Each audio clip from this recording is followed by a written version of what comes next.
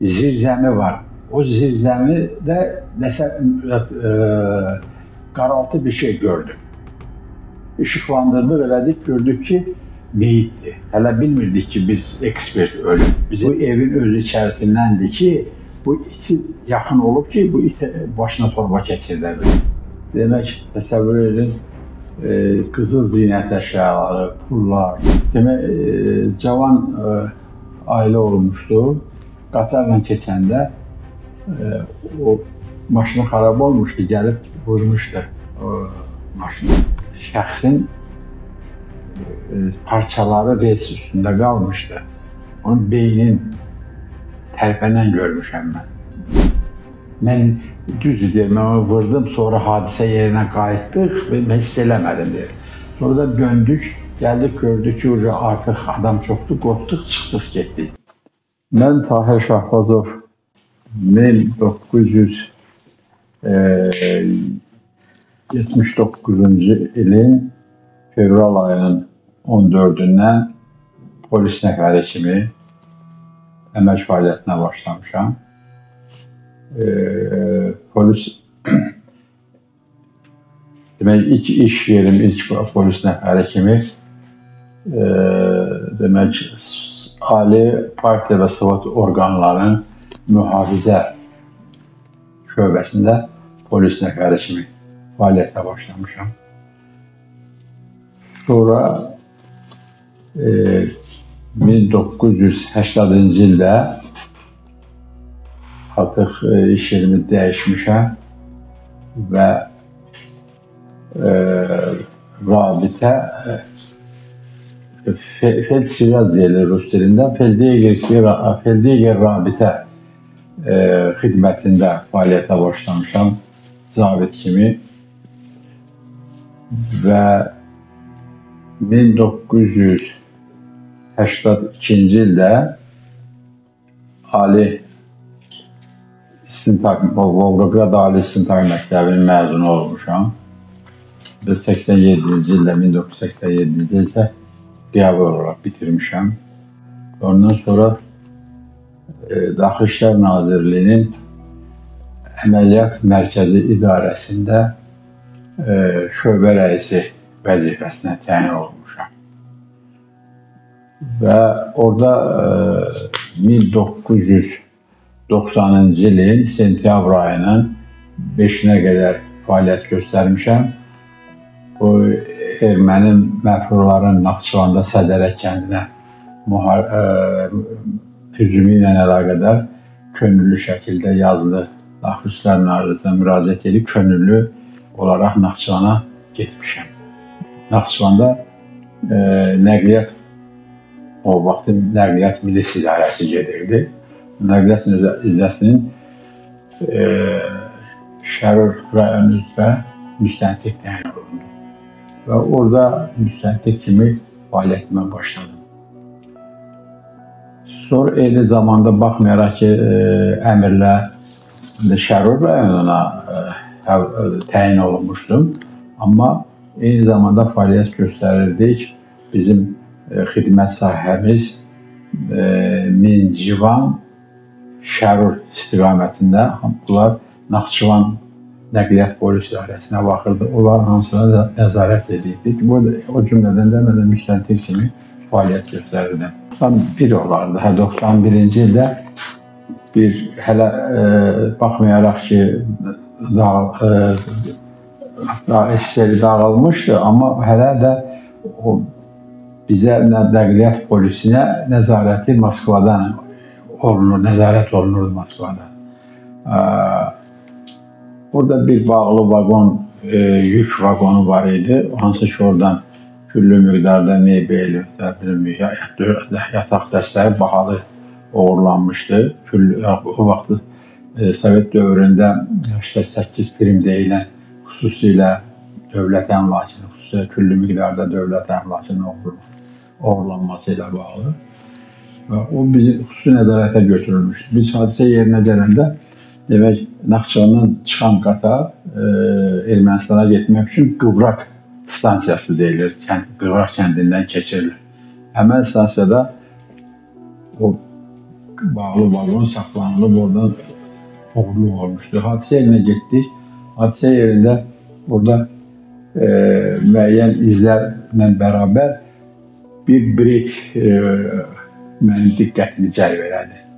Biletdə demək həmi biletin qıraqlarında tər izləri, o cümlədən də tüklər də var idi. Bu üçün əhəmiyyət kəsb edəcəyini nəzərə alaraq qablaşdırılıb götürüldü və sonradan əməliyyatçıların səy nəticəsində olan şübhəli şəxslər dəvət olundu polis şöbəsinə və həmin şəxslərdən demək tibb bacısının dəvəti ilə qanlarından,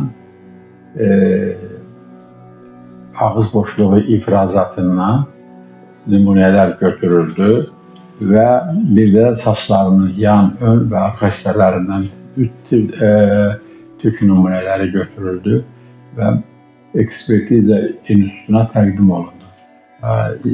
Ekspertiza institutuna təqdim olundu və cavab gəldi ki, həmən 15 nəfərin içərisində olan şəxslərin birinə məxsusdur həmin bilet. Və orada müəyyən izah işləri aparıldı və istintaq zamanı müəyyən oldu ki, həqiqətən də o şəxs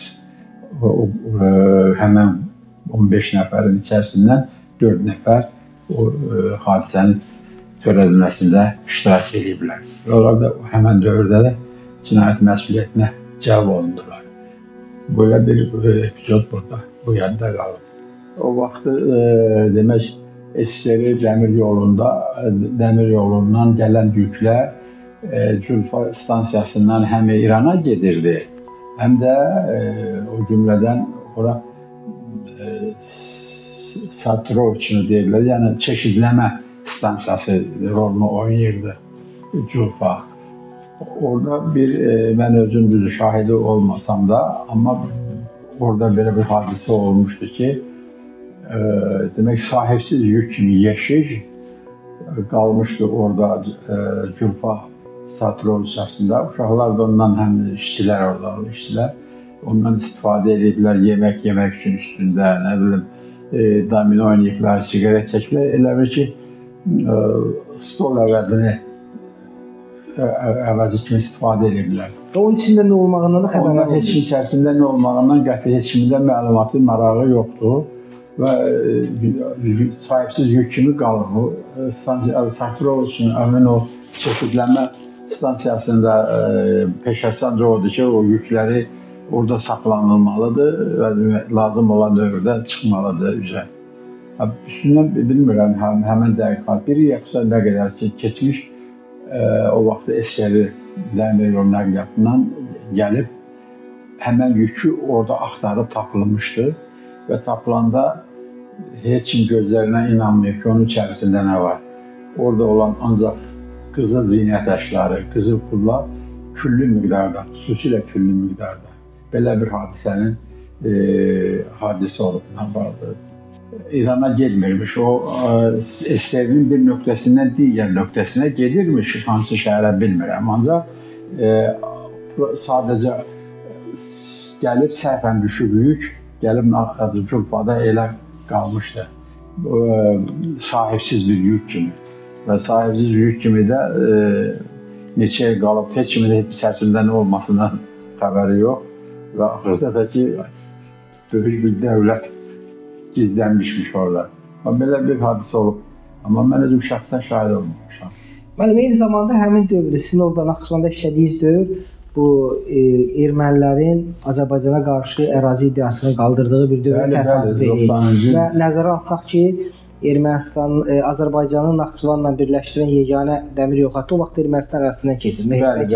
Orada necə idi həmin dövrdə ermənilərin o gedən yüklərə qarşı aqressiyası necə olur?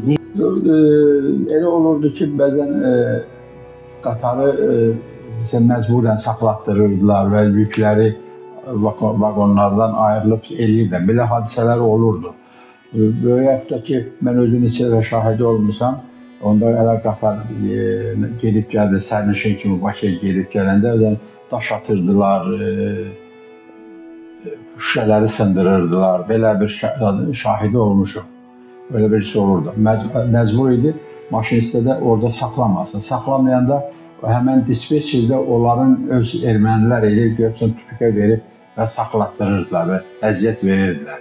Belə söhbətlər olurdu. Mən şəxsən şahidi olmuşam. Demək, 92-ci ildə artıq Nəqliyyat Polis İdarəsinin sərəncamı ilə mən müstəntiq kimi Xaçmaz Dəmir Yol Polis İdarəsinə təyinat aldım. Köçürdüm orada işləməyə, fəaliyyət göstərməyə.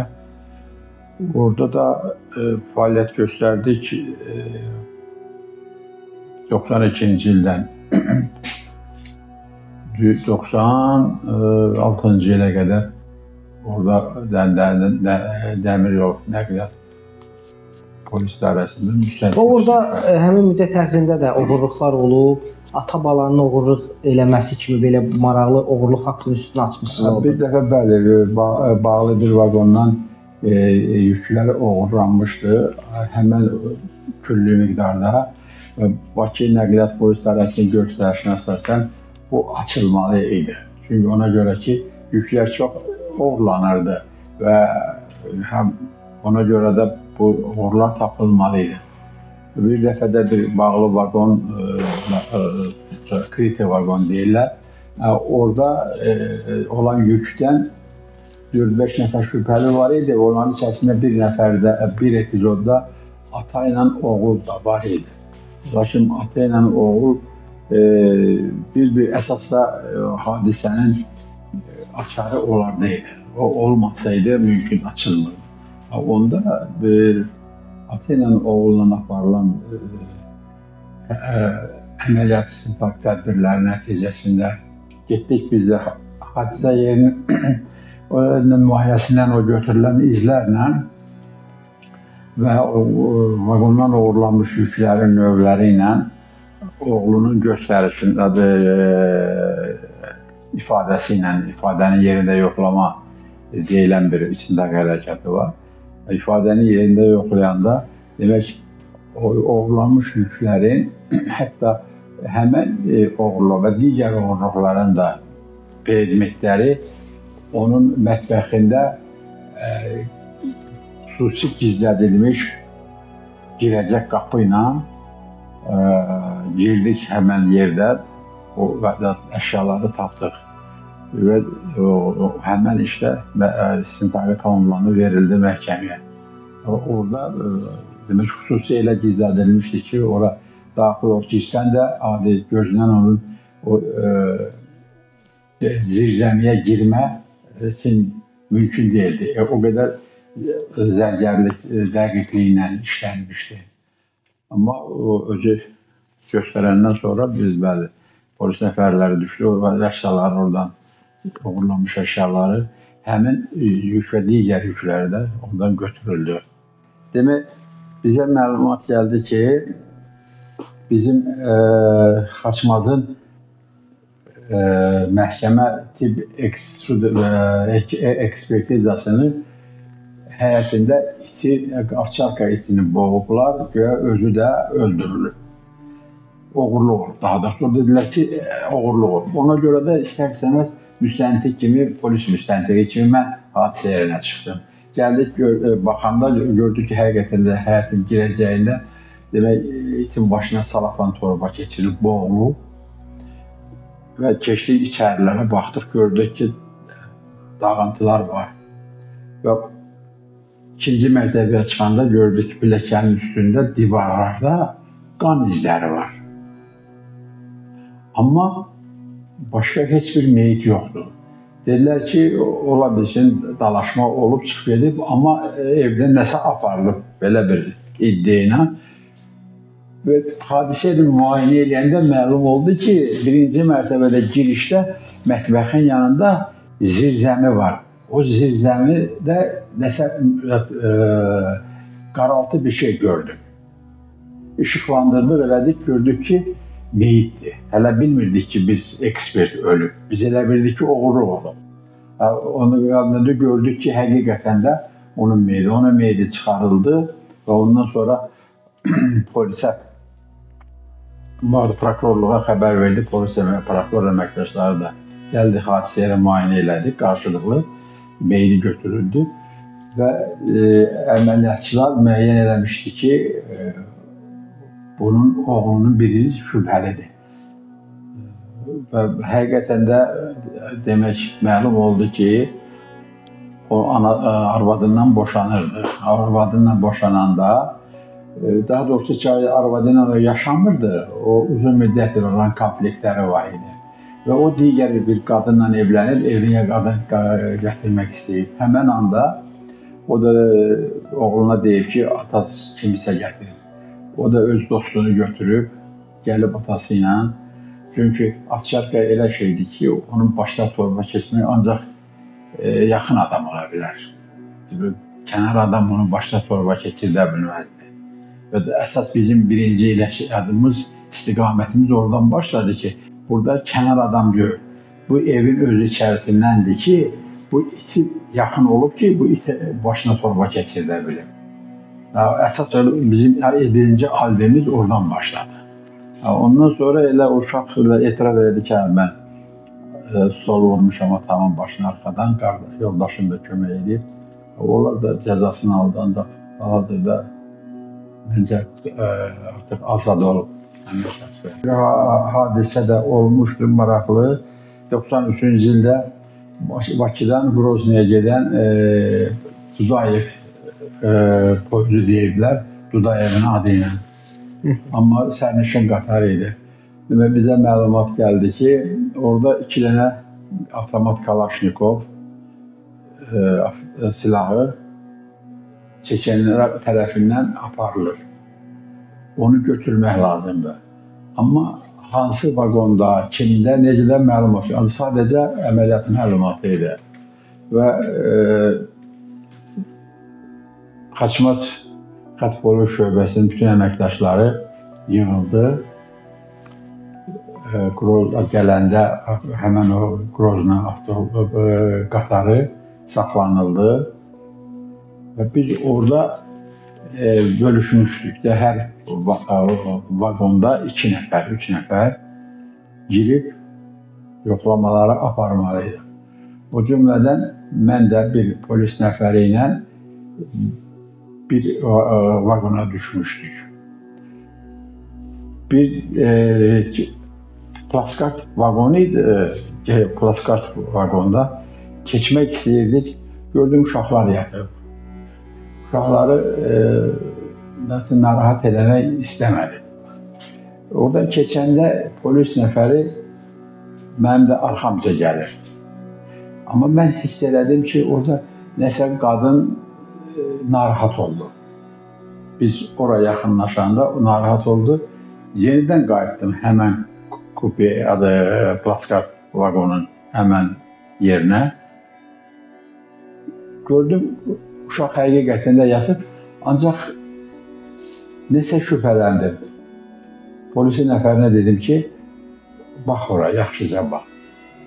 Polis nəfəri baxdı, heç nə demədi, mənim üzümə baxdı.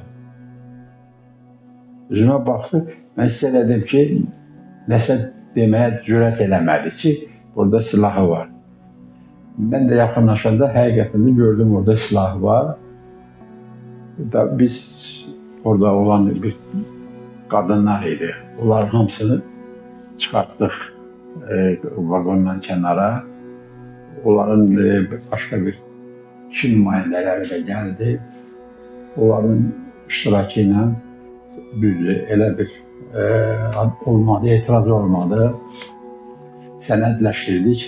Evli gün belə gördüm, rejim xəbər verdi ki, Yalamatda, Xudatda silahlı basqın olub.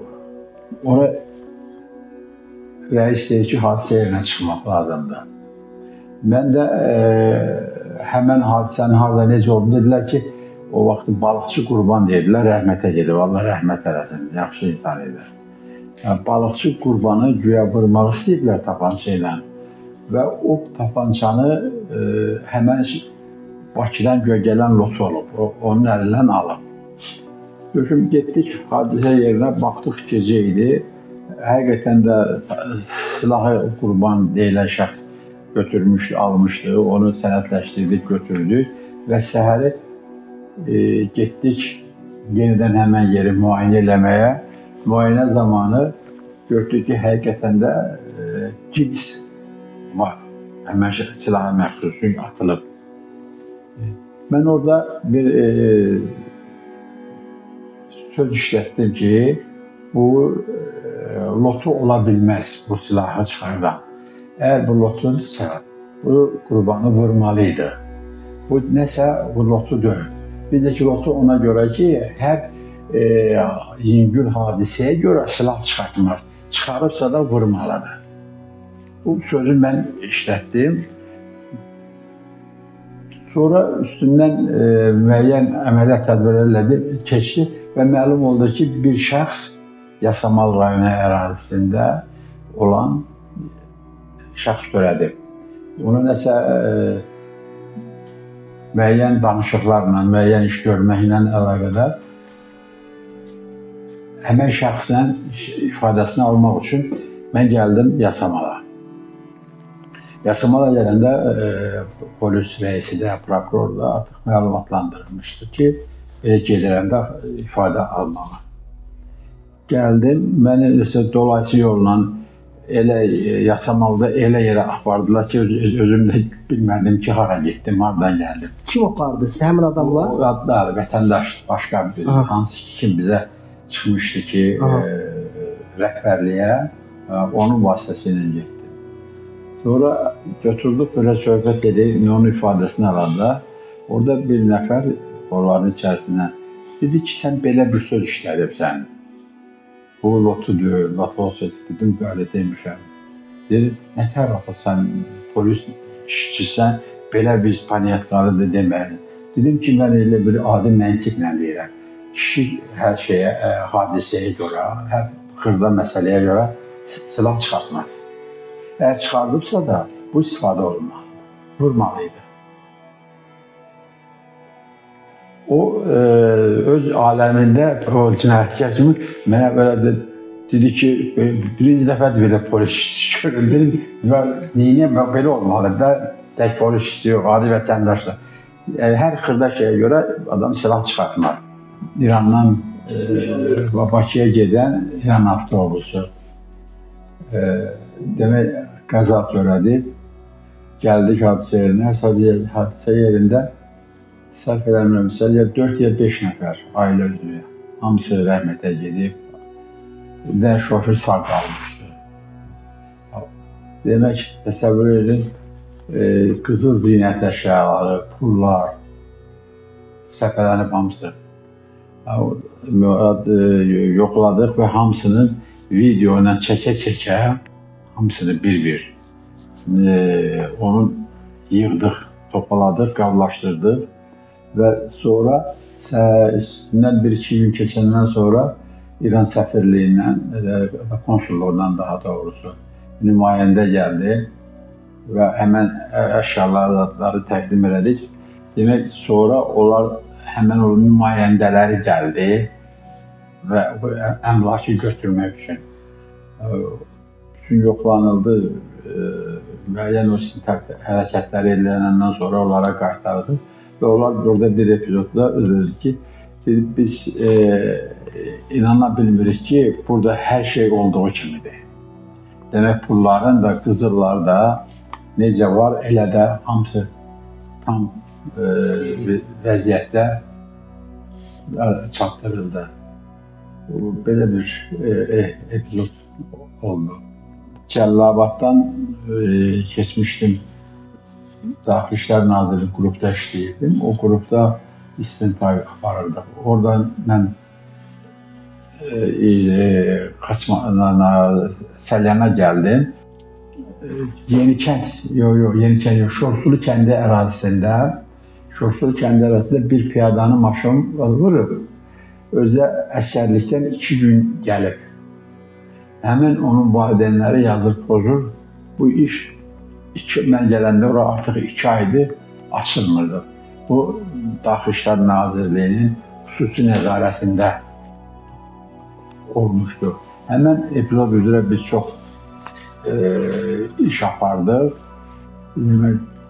Bir dənə şübhəli maşın vardı, Biləsuvarın rayonunun kəndi keçmiş Abbasovka deyirlər, indi bilmirəm, Zəhmətabada. Orada bir nəfərdən 011 maşından şübhələnirdi. Biz onu bir dəfə gətirdik.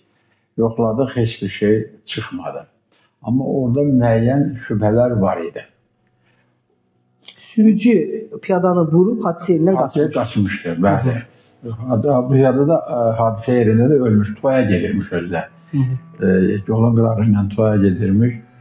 Və həmən sürücünün bir də yenidən dəvət elədi. Çünki orada maşının kapotunda müəyyən iz var idi. Onunla əlaqədə ondan başladıq söhbət eləməyə. Biz də həmən vaxtı sürücü üzr istəyirəm, bir də spirtli içki qəbul eləmiş halda idi. Mən onu görürəm ki, bu nəsə narahatdır. Deyirəm, nə dedi? Dinmək istəmir. O üçün neysə bir uzun söhbətdən sonra bütün o profilaktik dedim, mən bir şey məni narahat edir, yata bilmirəm. Dedim, nədir, nə mən? Dedi ki, desəm məni tutacaqlar. Dedim, nə tutacaqlar? Sən nə bilirsən nəyə görədir? Dedi, axı mən uşağı mən varmışam. Uşağı vermişəm, amma deyirsiniz, mən içki içmişəm. Onu da özüm elə bil içmək. Mən sakitləşmək üçün içmişəm. Mən gecələr yata bilmirəm. Mən düzdür deyir, mən onu vurdum, sonra hadisə yerinə qayıtdıq və mən hiss eləmədim deyir. Sonra da döndük, gəldik, gördük ki, artıq adam çoxdur, qorxduq, çıxdıq, getdik və etiraf eləmədik ki, yoxsa biz istəyirdik nəsə ona kömək. Deyir, amma gecələr yata bilmirəm. O məni sakit bıraxmır. Öyle cəzamı çək. Ancaq dedi, mənə kömək. Dedim, kömək qanun çərçivəsində nə köməksə ola bilər. Nəysə o rəis həmən Behman müəllim idi rəis. Ona məruz elədim. Orada o böyük bir sensasiya oldu. Demək o ön şüşə parkresi sonra müəyyən zadlar var idi, hissələr var idi. Onların hamısını harada bastırmışdı, səhəri günü video çəkintilərlə, çəkilişlərlə getdik o predmetləri onların ifadəsini yerə yoxlamaqla götürdük. Hadisədən sonra iz itirmək üçün maşın əmniyyət hissələri dəyişilmişdi. Tamam dəyişilmişdi. El özü o qədər zərgər dəqiqliyi ilə işlənmişdi ki, onun çətin idi, çox çətin idi. Həmin gecə ilə gəlib, qonşularında maşın ustası olub, onu dəyişmiş, hissələrini dəyişib, rəngləmişdilər, iz itirmişdilər. Amma hansı ki onun maşının o həmən vurulan, qırılan hissə parkresti, sonra parası idi və o hissələri tapdıq, çıxartdıq və o məsələ, ondan sonra biz əsas maraqlı nədir? İfadə deyir ki, mən indilər sakitəm. Onlar deyir, o qədər sakit, mənə qədər iş versinlər, indi sakitəm deyir. İndi həmən şəxs cəzasını çəkib gəlib, bəlkə də o baxsa biləcək. Və bir material gəldi mənə, materialda bir nəfər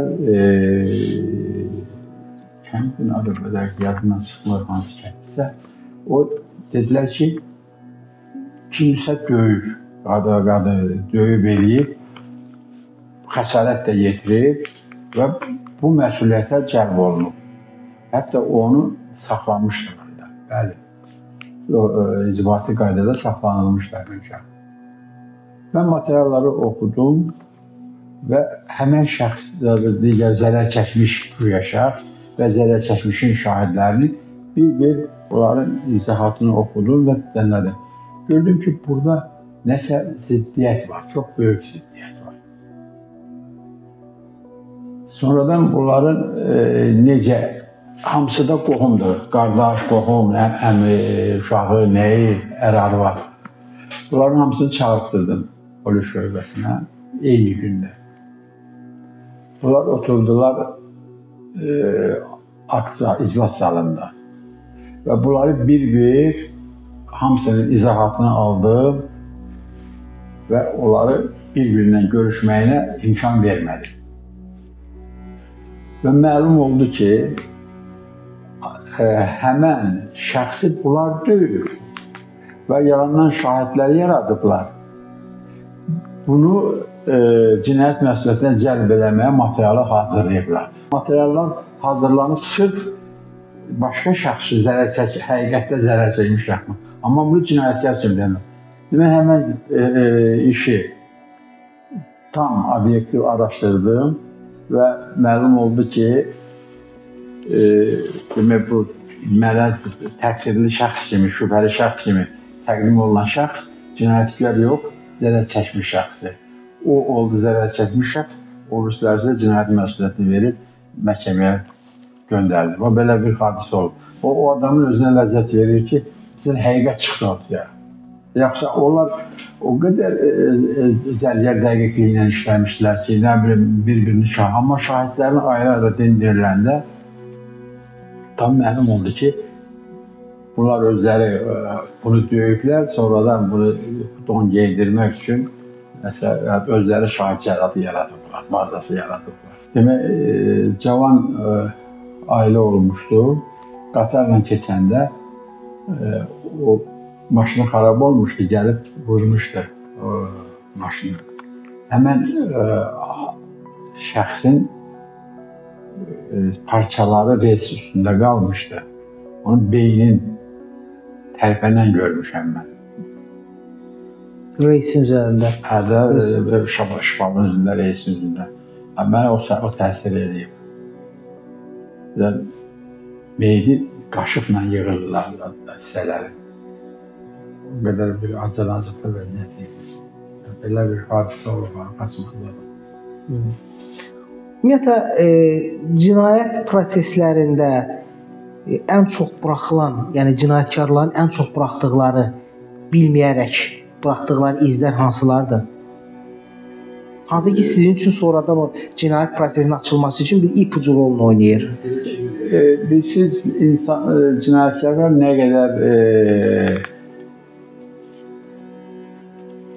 hazırlıqlı olsa da özündən asılı olmayaraq müəyyən izlər buraxırlar. Xüsusən əl izləri olur və yaxud da ki, hansısa, məsələn, çox vaxtı cinayətkarlar indi onlar üçün məktəb olmasın deyə hadisə yerinə siqaret çəkirlər və atırlar. O həyəcandan da olur. Yəni, siqaretdə də o tüpürcəklə izlər bütün qalır. Ondan hər şeyi müəyyən eləmək olar. Üzr istəyirəm, adi ifrazat eləyirsə, o ifrazat izləri o müəyyən həmən şəxsiyyətini müəyyən eləmək mümkündür. Dindirməsin, təkrar eləsən, o istər-istəməz tarixlərdə epizodların davamlılığında mütləq çaşırlar. Heç vaxtı, məsələn, yalanı təkrar eləmək olmur da. Bir dəfə yalan danışırsansa, ikinci dəfə yalan danışanda istər-istəməz orada müəyyən izlər buraxılır. Zamanda mı, hansısa epizodda mı, istər-istəməz onlarda yaradır, ziddiyyət yaranır.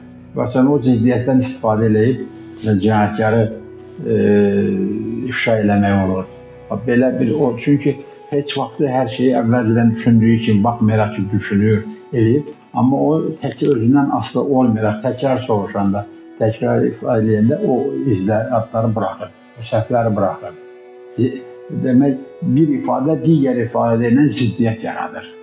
Və ziddiyyət yaradanda da həmən o ziddiyyətin hansı daha dəqiq və daha hansı yalan olması müəyyən eləmək olur. Onu intuisiya ilə bəyan eləmək olur. Aydınlaşdırmaq olur. Bəli, olur elə bir şey. Bir də ki, elə epizodda öz izləri, yəni elə sənətkarlar var ki, mümkün deyil. O mümkün deyil, amma naşı adətən təzə başlamış o cinayət oğurluğuna və yaxud da ki, o cinayət aləminə, bəli, onlarda müəyyən eləmək olur. Müəyyən həyəcanlanma, müəyyən fikirləri söyləyəndə, bəli, o ziddiyyət yaradır. Tahir müəllim, maraqlı müsahibəyə görə minnətdaram. Çox sağ olun. Təşəkkür edirəm, sağ olun.